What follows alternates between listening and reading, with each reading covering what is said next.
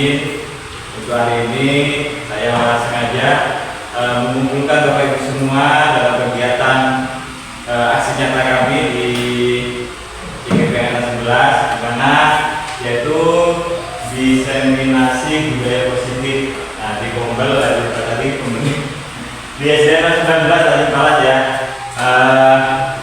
Saya ucapkan terima kasih banyak sekali atas kesediaan waktunya sudah menyempatkan. Harusnya ini jam sudah enak kita bisa ketemu keluarga di rumah, tapi diluangkan untuk kegiatan saya ini. Baiklah Bapak Ibu, di sini izin saya untuk menyampaikan budaya positif yang saya dapat selama kegiatan di JGPN 11, di mana budaya positif adalah sebuah nilai kebajikan yang menjadi keyakinan pada akhirnya menjadi karakter atau ciri khas dari sebuah komunitas atau lembaga. Tentunya kita semua sudah melaksanakan itu. Ya, banyak sekali budaya positif yang sudah kita laksanakan di sekolah kita.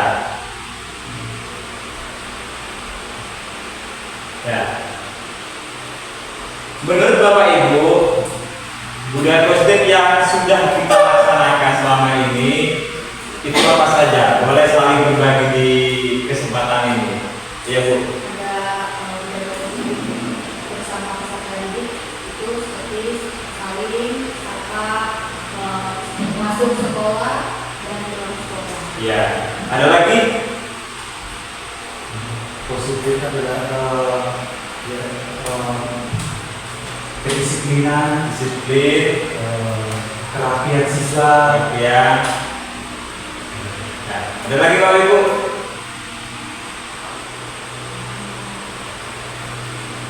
Ada kita?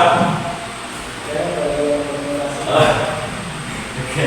Baiklah, benar Bapak Ibu, itu tadi sudah disampaikan oleh Bapak Ibu semua bahwasanya dengan pembiasaan-pembiasaan yang baik itu akan menjadi sebuah karakter nantinya kepada anak kita, ya, ciri khas dari sebuah lembaga kita.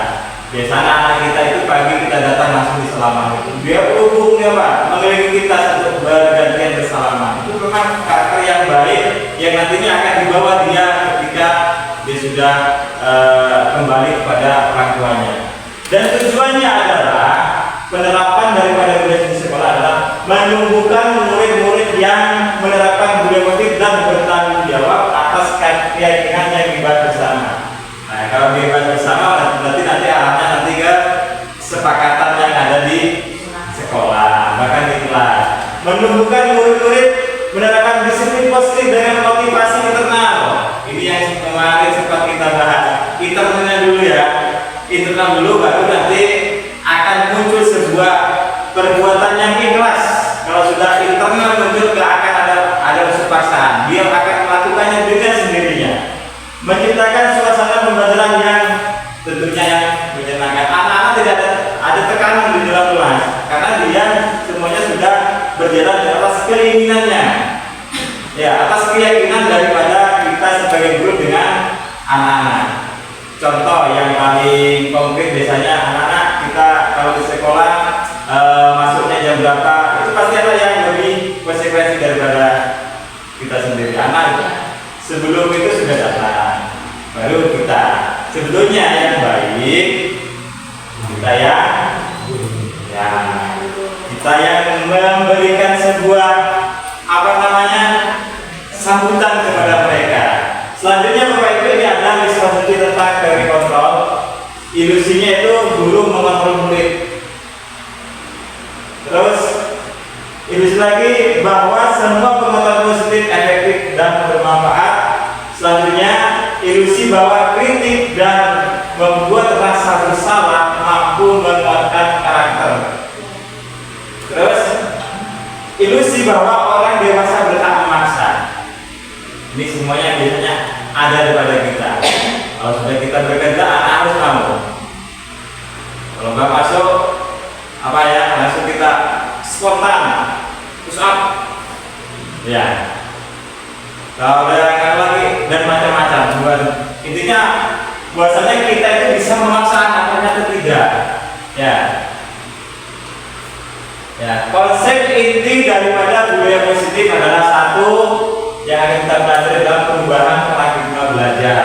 Yang kedua, disiplin positif. Yang ketiga, nilai-nilai kebajikan. Yang keempat, kebutuhan dasar manusia. Yang kelima, motivasi perilaku manusia. Yang keenam, posisi kontrol grup. Ketujuh, keyakinan kuat. Dan 8, segitiga restitusi. Ini yang akan kita pelajari pada siang hari ini. Ya. Pembelajaran dengan paradigma baru. Pembelajaran dengan paradigma baru merupakan pembelajaran yang dirancang berdasarkan prinsip pembelajaran berdiferensiasi, sehingga peserta didik belajar sesuai dengan kebutuhannya berdasarkan tahap perkembangan sesuai teori psikologi modern, sesuai dengan profil pelajar Pancasila. Yang mana profil Pancasila yang sudah kita ketahui bahwasanya ada yang pertama, beriman, bertakwa kepada Tuhan Yang Maha Esa dan berakhlak mulia, berpikiran global, mandiri, bergotong royong, bertenaga kritis dan kreatif. Nah, untuk berdiferensiasi nanti akan kita perlu banyak tambahan masukan dari teman kita yaitu Pak Darito untuk menambahkan nambah lebih kepada kita berdiferensiasi itu seperti apa. Istilah pembelajaran dengan paradigma baru bukan berarti menghadirkan konsep dan prinsip pembelajaran yang sepenuhnya baru, namun lebih kepada untuk memastikan praktik pembelajaran berpihak kepada murid. Kalau berdiferensi, kalau tidak salah, itu harus kita ketahui dulu kebutuhan muridnya seperti apa, gaya belajarnya, terus minatnya seperti apa, terus lingkungan belajar juga harus kita ketahui. Dan yang berdiferensi adalah, bisa kita diferensinya adalah kontennya. Jadi kalau kurang dari zaman Pak Carito, terus prosesnya, dan yang terakhir adalah produknya atau hasilnya yang berdiferensiasi. Tentunya Bapak Ibu mengubah paradigma stimulus respon ke pendekatan rekontrol. Kalau di stimulus respon, realitasnya adalah kebutuhan kita itu sama. Ternyata di rekontrol, realitasnya adalah kebutuhan kita berbeda-beda. Bukan hanya kita, anak-anak pun juga seperti itu. Sehingga anak-anak di kelas itu ya bermacam-macam. Ada yang suka gabung temannya. Ya, itu adalah kebutuhan. Anak menggabung teman itu bukan hal yang negatif. Dia melakukannya berdasarkan tujuannya, pasti ada tujuannya.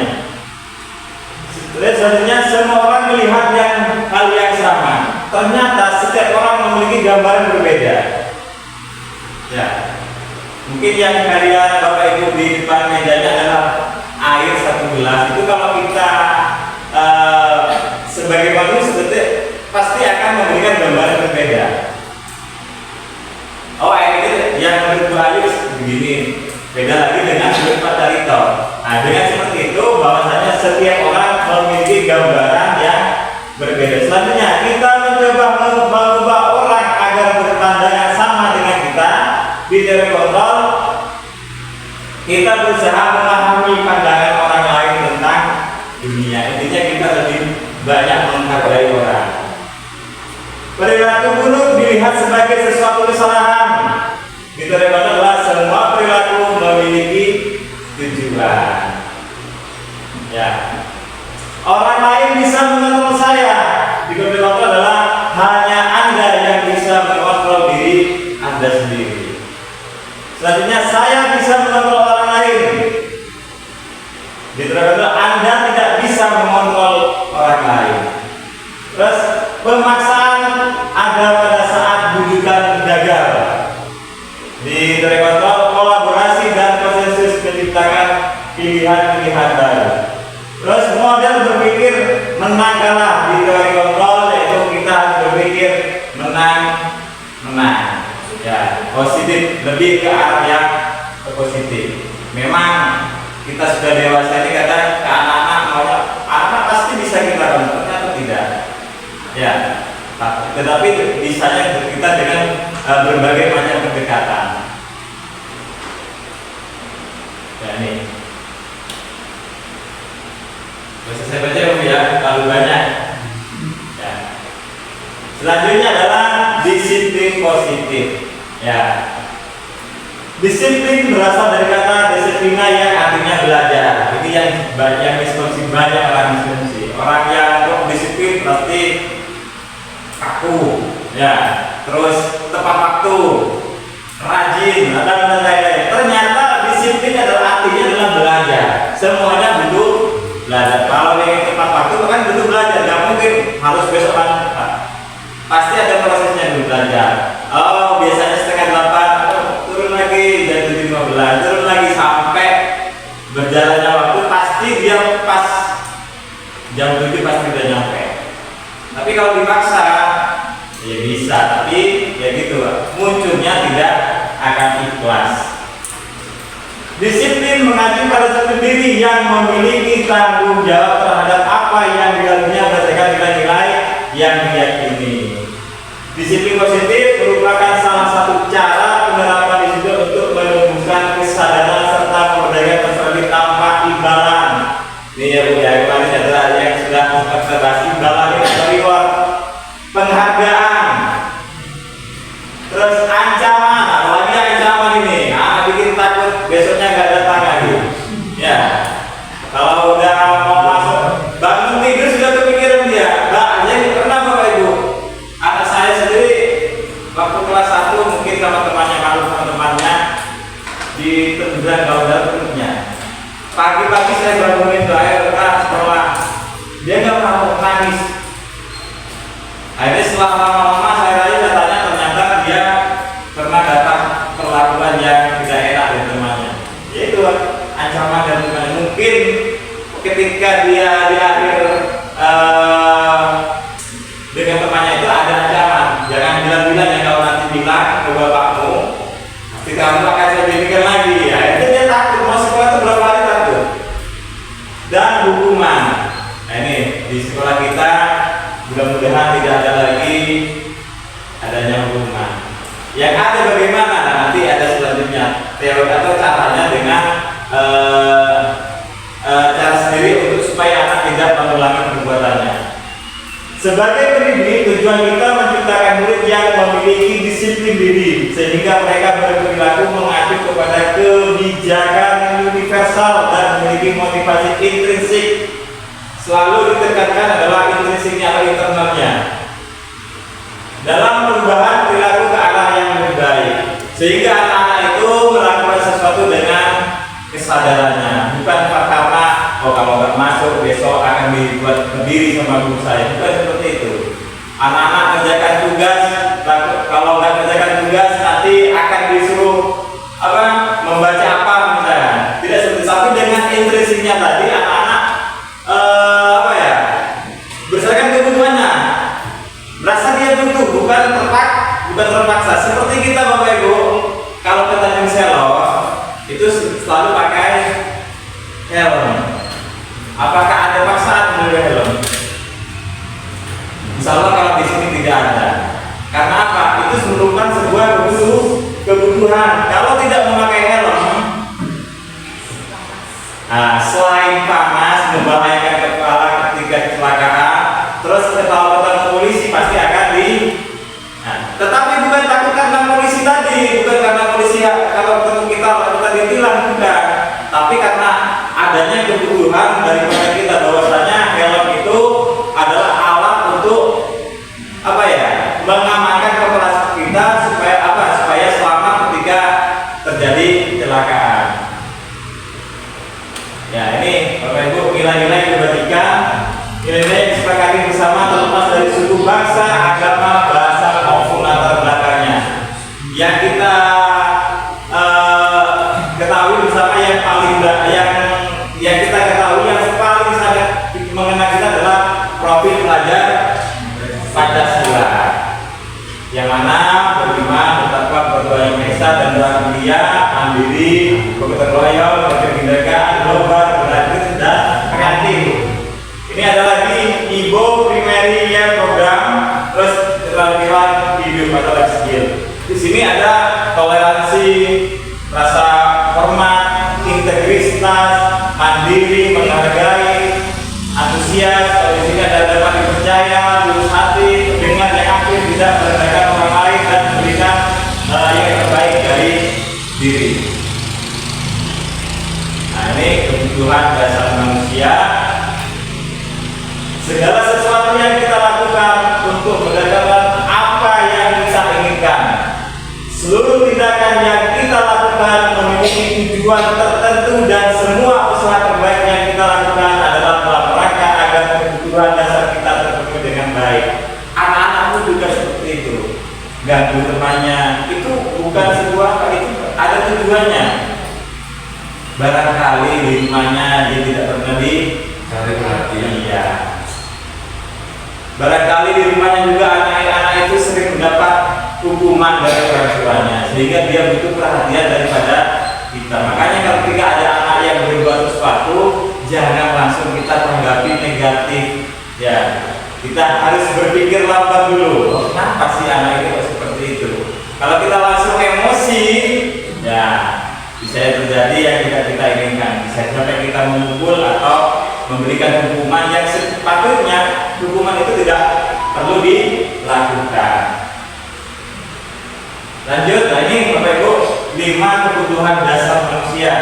Yang pertama adalah bertahan hidup, yang kedua kasih tidak sayang dan rasa diterima, yang ketiga penguasaan, yang keempat kebebasan, dan yang terakhir kesenangan. Yang bertahan adalah makan, pakaian, tempat tinggal, keamanan dan kesehatan. Ini anak-anak ya pasti harus bagi kita juga kan. Nah, yang sering terjadi di sekolah ini, kasih sayang dan rasa diterima. Anak ketika berbuat salah, mereka pasti pengennya di sini. Sering kita ketemu anak kita, dia misalkan nggak datang ke sekolah, pasti tujuannya ada ya. Kalau kita tanyanya baik-baik, mereka pasti dia setuju. Tapi kalau kita langsung tanya secara dengan nada dan intonasi yang tinggi, mereka tidak akan mau berbicara. Mungkin dia menunggu aja. Tapi kalau kita dari bahasanya, dari hati kita ke hati, insya Allah nanti dia akan menyampaikan beralasan-alasannya sehingga anak itu bisa tahu kenapa tidak datang. Penguasaan, harga diri, ini biasanya anak pintar Bapak Ibu. Anak pintar ini butuh seperti ini. Saya di kelas loh yang paling, ya akhirnya dia selesai, Pak selesai, supaya temannya tahu duluan kalau dia selesai. Seperti ini namanya penguasaan. Ingin diakui bahwasanya dia sudah selesai duluan atau dapat 100 teriak-teriak, oh 100, ini penguasaan. Kebebasan, mandiri, memiliki pilihan, mencoba hal baru, mampu mengendalikan arah dirinya. Yang terakhir adalah semangat. Ada belajar sekarang diselingi dengan rasa yang menyenangkan. Pembelajaran tidak boleh membuat anak jadi jenuh. Makanya kita juga sering ngajak mereka anak itu bermain, humor atau antusiasme dan tertawa. Dengan cara ngajak bermain, misalkan ya mudah sebetulnya kalau bikin anak tertawa itu. Kita ngomong agak diulas sedikit, anak ketawa. Intinya membuat anak senang berada di sekolah. Motivasi perilaku manusia yaitu ada intrinsik dan ekstrinsik. Ya kemarin sempat di KKK kita saya sampaikan bahwasanya intrinsik itu untuk menjadi orang yang mereka inginkan dan menghargai diri sendiri dengan nilai yang mereka percaya. Kalau ekstrinsik itu biasanya untuk menghindari hukuman, ya, atau tidak nyamanan. Dia masuk terpaksa. Kalau nggak masuk nanti saya akan dihukum oleh guru atau pak guru. Ya, untuk mendapatkan imbalan, dia rajin supaya misalkan gurunya akan ngasih hadiah. Anak-anak ya itu ya. Nanti kalau siapa yang dapat nilai 100, pak guru sudah siapkan nih buku tulis. Wah, rajin semangat. Tetapi dampaknya apa? Ketika pak guru atau gurunya tidak membawa hadiah, mereka malas. Memang sifatnya adalah apa ya? Seketika itu aja. Tapi jangka panjangnya jelek kepada anak didik kita. Jadi yang seperti ini sudah dimulai dikurangi. Memang kayaknya kalau kita bawa hadiah, boy, semangat. Biarkan kan anak-anak kita aja kalau mau dikasih hadiah, ya semangat ya kita bawa. Ayo, yang selesai duluan ketika ikut kegiatan dapat pulsa, ya udah semangat. Tapi ketika nggak bawa apa hadiah, ya biarlah, ya. Nah, di sini Bapak Ibu ada namanya hukuman, konsekuensi, dan segitiga restitusi. Hukuman itu tidak terencana tiba-tiba. Tiba-tiba ya sudah, kalau mereka salah langsung dihukum. Murid tidak tahu apa-apa, tidak tahu apa yang akan terjadi atau tidak dilibatkan. Bersifat satu arah, berupa hukuman fisik, bisa juga psikis. Kalau konsekuensi itu biasanya adalah terencana, disepakati sesuai dengan peraturan. Ini sudah ada kesepakatan antara guru dan siswa. Misalkan yang telat hadir, konsekuensinya apa nana, itu dia sudah tahu. Tanpa kita suruh, misalkan berdiri, ya sudah harus berdiri. Kalau kita memaksa, itu berarti hukuman. Murid tetap dibuat tidak nyaman, tapi sebetulnya konsekuensinya tetap juga tidak nyaman. Terus sikap guru selalu memonitor murid. Yang benar adalah segitiga restitusi, di mana proses menciptakan kondisi bagi murid untuk memperbaiki kesalahannya. Ya, proses kolaboratif yang mengajarkan murid untuk mencari solusinya sendiri. Ini memang yang agak susah bagi kita. Ya, tapi insya Allah nanti kita pelajari apa itu segitiga restitusi. Nah, di sini kita lanjut di 5 posisi kontrol guru. Kita ada di 5 ini Bapak Ibu. Ada yang penghukum, ada pembuat rasa bersalah, ada teman, ada pemantau, dan ada manajer. Menurut Bapak Ibu, sampai-sampai semua ini ada di mana?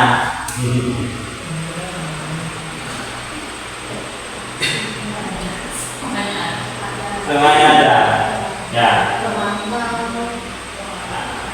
Minimal Bapak Ibu, bukan saya ngajarin, ya, ini misalkan hasil apa yang saya dapat. Kita sebagai guru itu minimal ini. Lebih baik lagi ini. Jangan sampai seperti ini ya. Nah. Nih, ini juga teman enak anak apa ya? Sama kita kayak tapi bahaya juga. Anak nanti akhlak kita itu apa? Inilah batasan-batasan antara guru dan murid. Kalau kita terlalu iya. Nah, kita lanjut ya. Mudah-mudahan Bapak Ibu semua jadi minat. Nah, kita juga belajar sedikit-sedikit supaya menjadi seorang manajer. Bukan berarti manajer harus pimpin orang muda, tapi untuk manajer murid. Lanjut. Ini contoh penerapan 5 posisi kontrol guru. Kasusnya siswa tidak memakai atribut lengkap saat mengikuti upacara bendera. Kalau yang berhukum, hormat pada bendera selama 1 jam. Ya, enggak, hormat aja 1 jam. Itu kalau guru tiba hukum. Kalau guru tipenya pembuat rasa bersalah, dia begini. Berapa kali Bapak Ibu harus memberitahu kamu selalu meninggalkan Bapak atau Ibu. Itu namanya pembuat rasa bersalah. Jadi anak itu merasa bersalah terus. Ya, ada lagi teman. Ayo dong ikuti. Ya, ini kayak ambil dari teman-teman ya. Ayo dong kita ikuti aturan sekolah. Tolong bantu Ibu atau Bapak yang sekali ini. Ya, sudah tidak apa-apa, lain kali jangan sampai berbuat seperti itu lagi. Itu sebagai teman. Biasanya sering kita lakukan. Mau jadi penuh takut, akhirnya jadi teman. Supaya lebih dekat ke teman, supaya kita bisa memberikan arahan kepada mereka. Kamu sudah melanggar peraturan sekolah, kamu tahu konsekuensinya. Setelah upacara kamu beli atributnya ke operasi dan jangan diulang lagi. Itu namanya pemantau. Kalau yang bagus ini, apakah kamu tahu kesalahanmu? kesalahannya ya. Kira-kira bagaimana kamu memperbaiki kesalahanmu? Jadi yang memperbaiki adalah anaknya. Jadi fokusnya kita itu pada pemecahan masalah bukan masalahnya, tapi pemecahan masalah. Jadi anak-anak kan, oh iya Kak, besok minggu depan misalkan pas upacara saya tidak akan mengulangi lagi, saya akan pasti pasang. Ya, seringkali juga di kelas kita anak-anak tidak mengerjakan PR. Kalau kita langsung pakai berpikir cepat ya sudah berdiri. Nah, anak besoknya memang takut kalau nggak kerjakan PR, Pak Guru akan terus saya berdiri. Selanjutnya sambil kita latihan sedikit dulu ya Bapak Ibu, posisi kontrol. Apakah aku satu, saya kecewa sekali dengan kamu. Kata-kata ini apa menurut Bapak Ibu? Dari kontrol yang mana? Bang hukum apa? Membuat rasa bersalah, tenang, memantau. Oh, membuat rasa bersalah. Oke. Selanjutnya, peraturannya apa? Memantau. Apa rencanamu untuk menyelesaikan masalah ini? Ya, manajer. Selanjutnya, ayo lakukan demi Bapak, Ibu, ayo ya, tenang. Patuhi aturan saya atau awas. Bantu menghukum ini. Awasnya itu lah. Ada ancaman. Apa rencanamu untuk menyelesaikan masalah ini?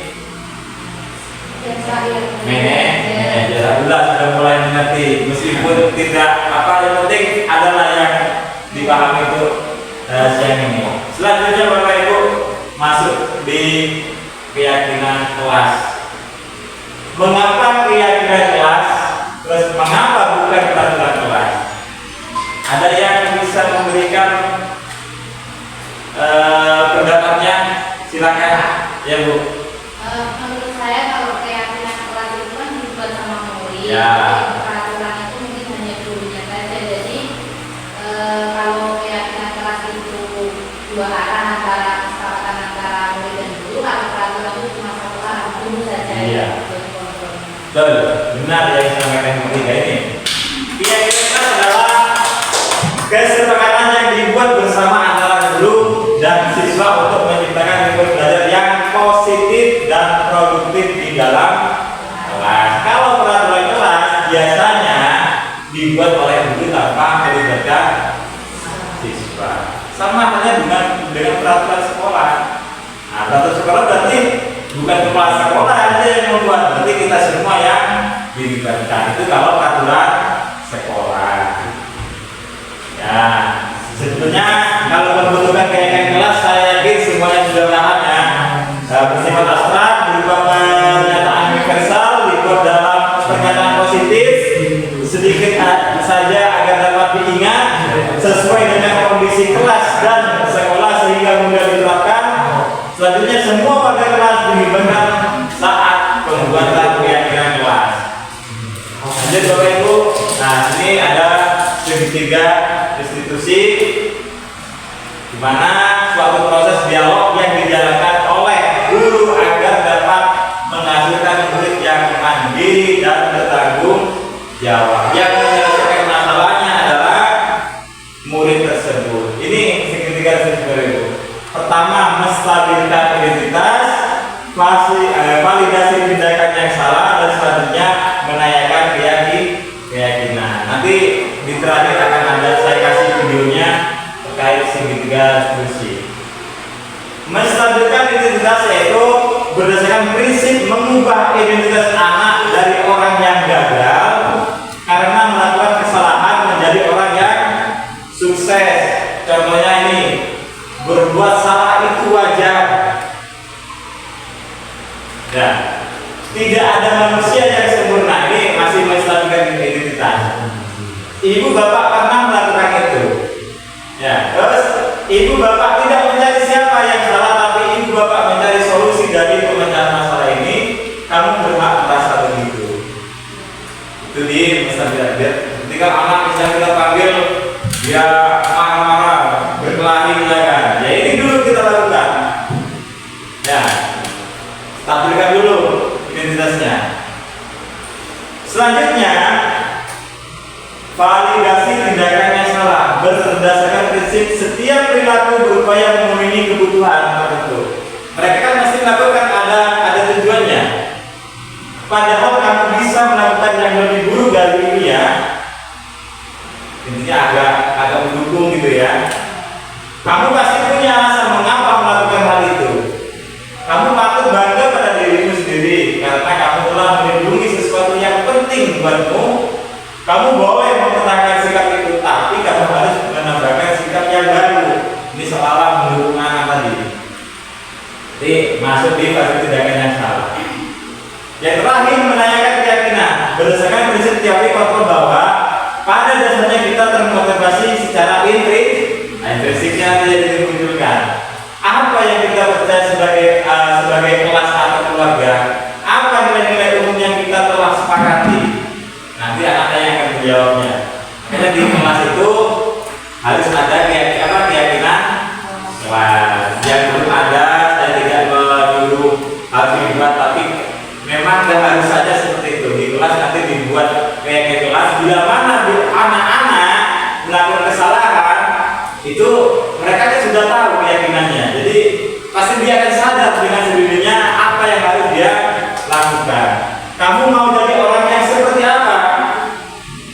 Nah, ini Bapak Ibu video, tapi tidak ada soalnya. Tapi insya Allah mendengar ini perlu disimak.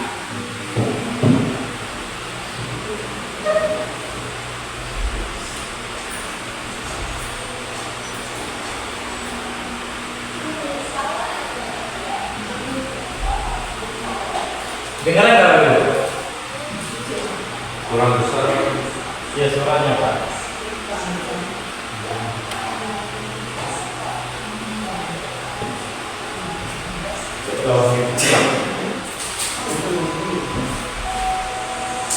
Ini kan ya. Iya, pun pun.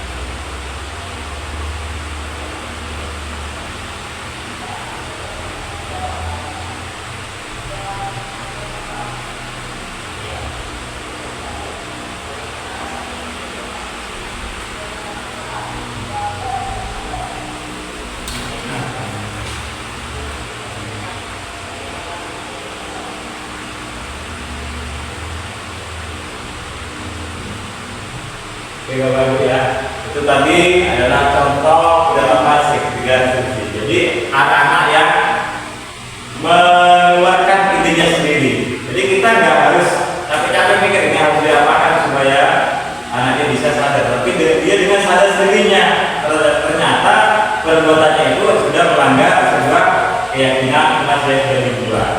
Jadi mereka yang mencari solusinya sendiri. Kalau kita biasanya, nah, sudah muncul sudah, apalagi di rumah, dari rumah sudah ada masalah dengan keluarga atau apa, ditambah dengan kejadian yang sudah seperti itu, langsung terserut emosi kita. Nah, kalau zaman dulu langsung ya, apalagi kalau di kelas tidak mau mendengarkan, ya ada yang dipegang tangan kita, ya sudah itu akan terbang. Itu kalau mudah-mudahan dengan sedikit kita pelajari pada siang ini menambah wawasan kita bahwasanya setiap apa yang dilakukan anak itu mempunyai tujuan tertentu. Jadi tidak semudahnya kita menyalahkan anak. Barangkali juga kita yang kurang kepada mereka. Intinya pendidikan kita sekarang ini adalah berpusat kepada murid. Jadi pusatnya adalah murid kita hanyalah sebagai fasilitator di dalam kelas. Selanjutnya Bapak Ibu kita lakukan refleksi 4T, yang mana pertama adalah peristiwa, yang kedua perasaan, 3 pembelajaran dan 8 tuntutan. Siapa yang mau merefleksikan untuk kegiatan kita hari ini? Monggo. Peristiwanya dulu, terus perasaannya, pembelajarannya dan penerapan ke depan bagaimana? Ya, monggo Bu. Terima kasih atas kesempatan kepada saya. Peristiwa hari ini yang saya alami adalah karena dari yang pertama saya ada PKN setelah istirahat, kemudian menunggu ini adalah kegiatan yang dilakukan oleh Pak Arifin. Jadi ini sangat menyenangkan sekali, perasaannya sangat senang. Walaupun mungkin karena memang sudah mengantuk, perut juga sudah agak tapi alhamdulillah senang karena mendapatkan ilmu yang baru. Pembelajaran hari ini adalah tentang disiplin positif itu yang sangat berguna buat saya pribadi, karena saya secara pribadi ya selama ini berkeyakinan bahwa kebiasaan itu lahir, disiplin itu lahir dari kebiasaan yang awalnya dipaksakan. Tapi ternyata kalau kita tidak disiplin itu sesuatu yang salah menurut teori ya. Kalau saya sendiri yakin itu. Kemudian penerapannya ke depannya, saya berharap dari belajar ini saya bisa lebih baik lagi dalam menerapkannya di dalam kelas, terutama manfaatnya untuk anak-anak. Terima kasih banyak Pak. Terima kasih. Ulangan. Selanjutnya kita silakan. Terima kasih Pak itu waktunya. Kalau saya berdua hari ini, menurut saya sangat menyenangkan sekali, karena pada dasarnya saya belum pernah mengerti tentang apa itu disiplin positif. Jadi saya apresiasi ini kegiatan yang sangat menarik buat saya. Yang kedua perasaannya senang dan mendapat ilmu baru. Terus yang ketiga pembelajarannya baru hari ini saya mengetahui tentang segitiga restitusi. Biasanya yang pernah saya lakukan ya hanya bertanya kesalahannya lalu memberikan saran, sudah tidak meminta siswa untuk menyelesaikan sendiri apa yang dia lakukan kesalahannya itu. Itu pembelajaran dari saya hari ini sangat menarik sekali. Terus untuk menerapkan ke depan, insya Allah akan saya terapkan di kelas supaya anak-anak itu memiliki motivasi secara instinktif sendiri, tidak dari paksaan oleh guru. Itu saja Pak. Terima kasih. Ibu mau menyampaikan refleksinya? Terima kasih untuk saya juga hari ini sangat bermanfaat sekali untuk saya untuk belajar positif. Mungkin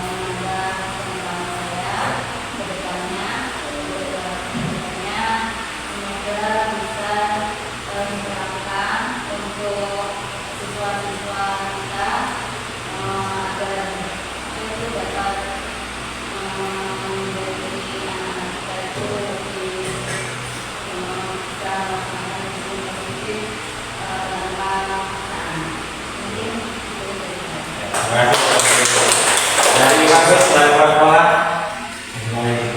Oke, Dorina, silakan. Pak. Ya. Waktu di KKP itu kan memang pemikiran saya belum terbuka. Ya. Masih pemikiran kolot. Sebenarnya kalau tidak ada apa reward tadi ya atau tidak dihukum itu tidak bisa apa bertanggung jawab untuk memperbaikinya. Jadi peristiwa kejadian pada pagi siang ini saya merasa terbantu. Jadi pola pikir saya ini berubah nih Pak. Dari awalnya ya monoton gitu kan, mempertahankan apa ya diri saya, keyakinan saya, gitu kan. Karena setiap saya itu refleksi ke yang dulu itu, saya selalu memberikan reward kepada anak-anak kan, karena mungkin supaya termotivasi anak-anak itu. Cuman ternyata ya salah juga gitu kan saya ini. Jadi itulah saya merasa terbantu, pemikiran saya jadi berubah gitu kan, jadi ke yang positif, dan perasaan saya sangat senang dan terima kasih banyak karena sudah ada pembelajaran ini. Dan insya Allah saya akan istilahnya membuka pemikiran baru untuk jikalau ada permasalahan apa gitu kan ketika di dalam ruangan kelas, insya Allah anak-anak itu bisa istilahnya lebih baik ya. Jadi penerapan ke depan kalau saya membuat Selamat. Setelah terakhir Pak Direktur segala memberi motivasi buat kita semua. Silakan Pak. Ya, refleksi sama motivasi buat kita semua. Di siang hari ini yang sudah mulai terasa. Saya sudah cukup tadi, terima kasih atas pertemuannya.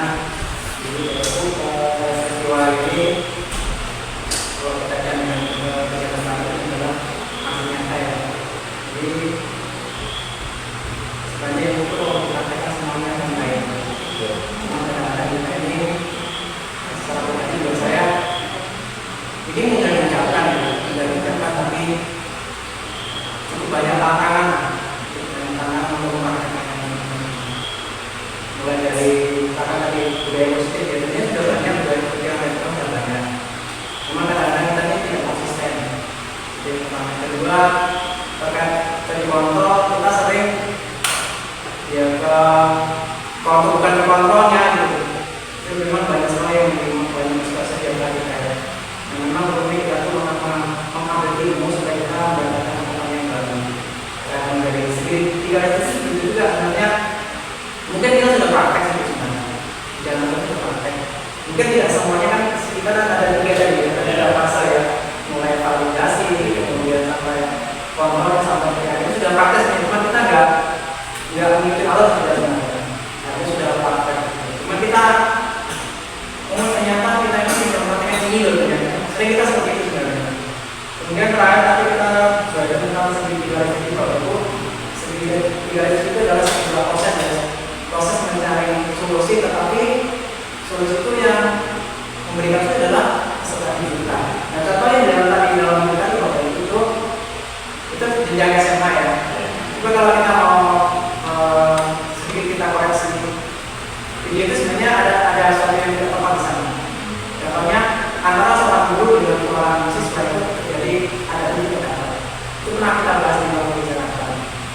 Coba perhatikan gaya dirinya. Di awal-awal antara siswa dengan guru itu ada adab yang tidak sopan pertama. Kemudian yang kedua gurunya tidak terlalu tegang. Jadi menurut saya pribadi mau komentar itu. Kenapa? Biasanya kan terlalu tegang. Sebenarnya kan katanya harus menyenangkan. Terkait dan segitiga referensi pemimpin tidak semuanya bisa menyelesaikan masalah ya. Jadi masalahnya itu harus kita konteks masalahnya apa ya. Contohnya nanti kalau misalnya dengan masalah berat, misalnya anak mencuri, nggak akan kita selesaikan dengan masalah itu karena berkaitan dengan tanah, nggak bisa ya. Harus ada sana lagi mendalam itu semua. Kemudian yang terakhir itu terkait menyenangkan ini. Menyenangkan ini nggak perlu kita, ini mudah ya. menyenangkan siswa itu anak itu dikasih SPP senang. Iya. Betul. Kasih SPP ini senang. Dari kasih pelajaran juga senang. Ya, tapi di sini tanda kutipnya adalah jangan sampai kita karena fokusnya menyenangkan anak, kita lupa dengan tujuan pembelajarannya. Itu yang kami ingatkan dari untuk kami. Jadi kata menyenangkan anak itu anak-anak itu biar tidak belajar senang ya. Coba memperhatikan aja dari pagi sampai siang tidak belajar senang. Dikasih SPP kan terus dia senang. Dikata senang dia perlu dibuat juga. Apa yang kita membuat SPP ada kita bermain kan harus pandai-pandai lah kita menggunakan waktu. Dan sekali lagi ini ada segala memberikan masukan. Nah, saya sedikit menyinggung disampaikan bahwa ketika kemarin memang itu sedikit saya agak menurut saya sendiri tidak nyaman ya. Dan itu menjadi buat pemikiran saya yang sampai saat ini belum move on. Kita kemarin kan membahas tentang numerasi ya, numerasi berkaitan dengan pola pikir. Jadi kita yang kita lakukan itu pola pikir teman-teman Bapak Ibu, dan itu kan begitu kita berikan materi kan banyak yang langsung menolak kan, ya kita langsung muncul gitu, banyak seketaman. Kenapa? Memang pola pikir kita seperti itu awalnya. Jadi kita itu masih fixed mindset, jadi kita jangan tutup. Jadi peminat itu sudah bagus, langsung growth, ya growth mindset ya, peminat yang berkembang kalau mindset itu bagus. Karena kalau dengan itu kita akan bisa menerima ilmu yang baru. Kalau kita open minded akan mudah menerima ilmu yang baru. Ya memang awalnya berat, dan juga kalau kita perhatikan itu bagus, cuma kita kan belum konsisten lagi. Itu menjadi tantangan kita sebagai pribadi, saya sebagai orang yang jauh dari sini. Kadang-kadang kalau saya membahas ini agak sedikit gimana gitu ya. Ya malu lah sebenarnya. Tadi menyampaikan itu terkait disiplin. Arti itu memang disiplin itu kalau kita melakukan waktu semuanya melakukan. Karena disiplin kan dari disiplinnya kan dari bahasa Inggris atau bahasa Yunani itu artinya belajar. Dan itu juga kalau kita kaitkan, memang saya juga sendiri malu gitu kan. Tadi menyampaikan tadi yang paling ideal adalah guru menyambut siswa dan siswa yang guru. Kalau yang selama yang saya alami kan saya yang disambut guru kadang-kadang sampai pun yang tanya bapak pas jalan dulu sampai semangat tadi. Dan itu menjadi sebuah pembelajaran yang saya alami selama ini. Saya kembali ke kakak kita nih. Kemarin itu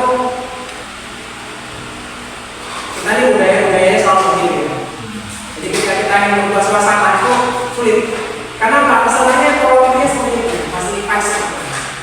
Jadi ketika sebuah kegiatan itu mestinya ada sebuah aturan ya, aturan main ya, kesepakatan sebelumnya. Itu yang sebenarnya sudah saya setting itu, tapi tidak tahu kenapa kok bisa saja coba lewatkan.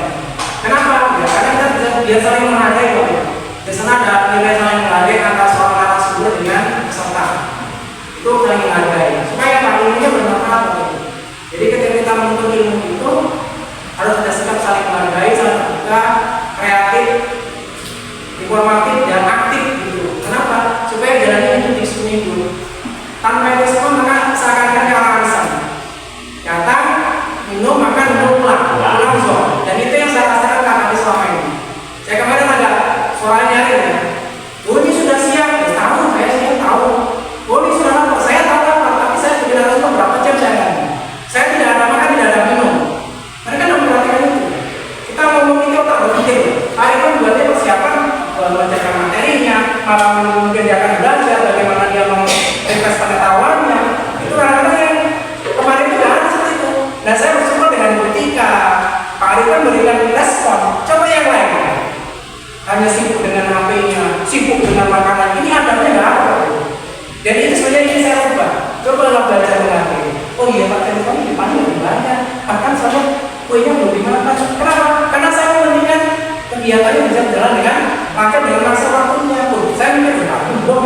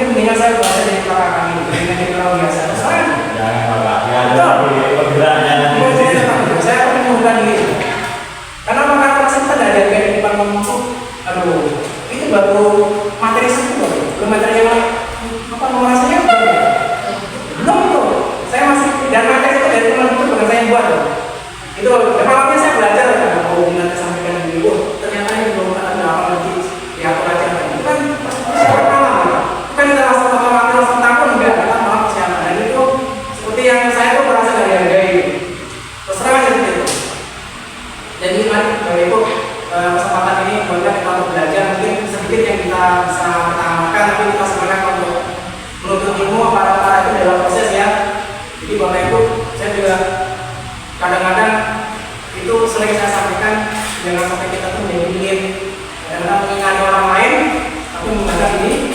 Jadi itu yang saya rasakan Pak itu ya, aku malu ya pada itu kurang menjadi masalah, tapi konteksnya tuh yang masih jauh dan ini menjadi sebuah yang saya sendiri kadang-kadang malu dari diri sendiri. Tapi inilah kondisi kita, tetap semangat, berikan kepada teman-teman kita yang sudah mau berubah untuk open minded ya. Sebenarnya kalian sudah open minded nih mau bergerak, dan saya berharap teman-teman nanti kalau ada kesempatan silakan untuk ikut supaya kita punya pemikiran yang sama, punya konsep yang sama. Itu selalu kita akan mudah mengembangkan sesuatu. Kita perlu proses ya. Jadi memajukan sesuatu perlu proses dan perlu kolaborasi. Tidak bisa sendiri. Dan akhirnya saya senang ya kalian Pak itu bergerak luar biasa. Di harus berkalikin. Bersemangat, mudah-mudahan ini bermanfaat. Amin.